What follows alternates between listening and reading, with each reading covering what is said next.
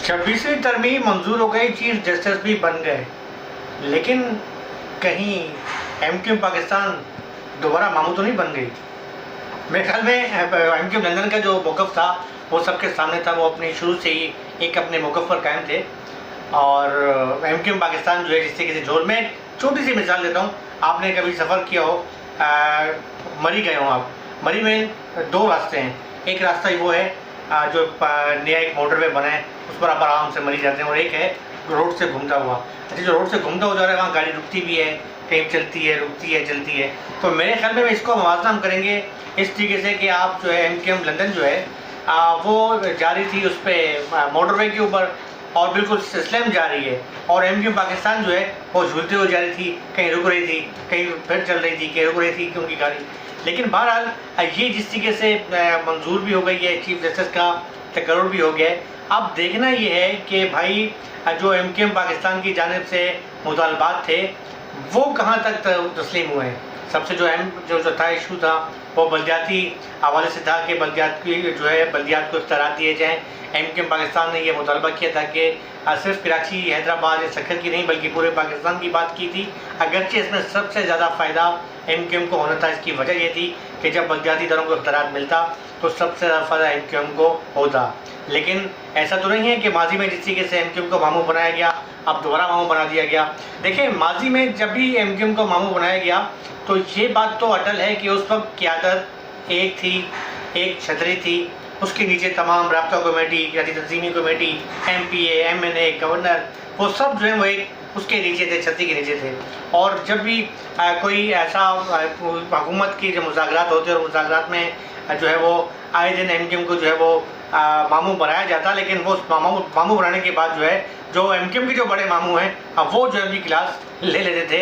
और फिर क्या होता था कि जो एक वफूद का सिलसिला शुरू हो जाता 90 पे, हम जब मीडिया के लिए कवरेज करने जाते तो कहा जाता जी पीपल्स पार्टी का वफदार है, उसके बाद ये रहमान मलिक साहब आ रहे हैं, उसके बाद जो दीगर वज़रा आ रहे हैं, एक लंबी खेप होती, और जी भाई वो रब्ता किया जा रहा है, भाई लंदन में रब्ता हो रहा है, और जी वो माजरत की जा रही है, भाई को यकीन दहानी कराई जा रही है। लेकिन अब ऐसा नहीं है। मसला ये है कि अब जो है क़यादत का फुकदान कहें या क़यादत की जो है वो इतनी तकसीम हो चुकी है कि एक अपना मुस्तफ़ा कमाल साहब का एक अपना एक जाराना अंदाज़ जो है वो अपनी मतलब उसमें धुन में मस्त हैं।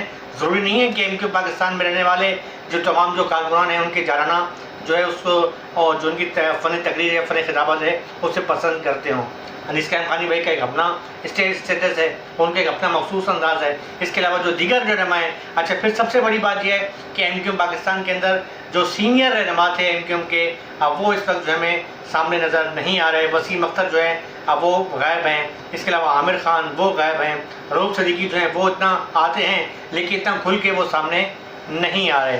कई ऐसे रहनुमा जो मैं गिनती भी गिनवा सकता हूँ कि जो इस नए सेटअप जो बना है PSP और एमक्यूएम में जो इंतजाम हुआ है और एमक्यूएम जो एक हुई है उसके बाद से जो है सीनियर तरीन रहनुमा बोलने वाले लोग जो एक अपनी थ्योरी से वो बैठिए थे, अब उन्हें खामोश करा दिया गया, वो खामोश हैं। और अब सर्कल जो है सिर्फ चंद उस पर चल रहा होता है। अच्छा, बाज़ औक़ात अगर हम खबरें कोई लीक भी करते हैं तो कहा जाता है फ़ौरन तर्दीद आ जाती है। बल्कि मुझे कई बार फ़ोन भी आया।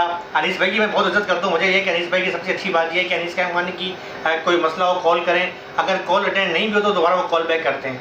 तो एक बार किसी किस्म की स्टोरी जो है मैंने फाइल की तो अनीस भाई की कॉल आ गई कि यार ये तो मलिक ये क्या सर है ये वो। खैर मैंने कहा मेरी बात स्टोरी थी अनीस भाई, लेकिन उन्होंने कोई इतना कोई अंदाज़ा एक जाराना अंदाज़ उनका नहीं था।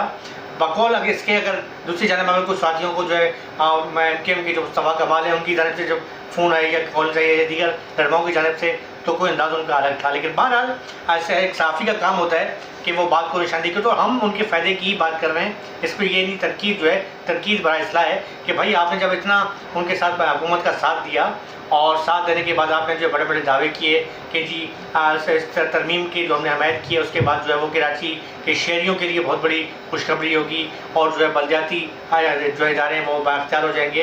तो भाई वो कब होंगे, कैसे होंगे, क्यों होंगे? क्योंकि काम तो हो गया, काम निकल गया।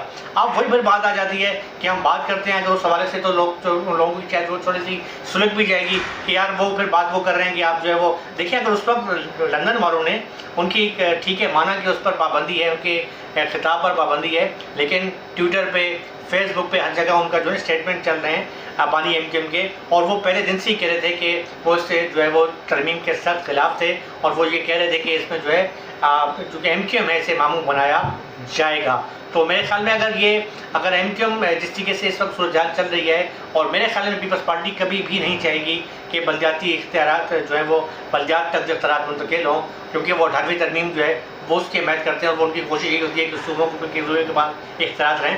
تو اگر یہ نہیں ہوتے تو آنے والے دنوں میں جو ہے وہ بات ایم کیو ایم لندن کی جو بات ہوگی وہ کم از کم حق بجانب ہوگی کہ ایم کیو ایم کو ایک بار پھر ماموں بنایا گیا۔ لیکن آپ دیکھنا یہ کہ آپ کون آتا ہے، اگر ماموں بنا ہی دیا گیا تو ایم کیو ایم کو منانے اب کون آتا ہے؟ کیا دوبارہ کوئی اسی طریقے سے محفلیں سجیں گی، دوبارہ جو ہے وہ میڈیا کوریج ہوگی، منانے کے لیے کوئی آئیں گے نہیں آئیں گے؟ یہ آنے والا وقت بتائے گا۔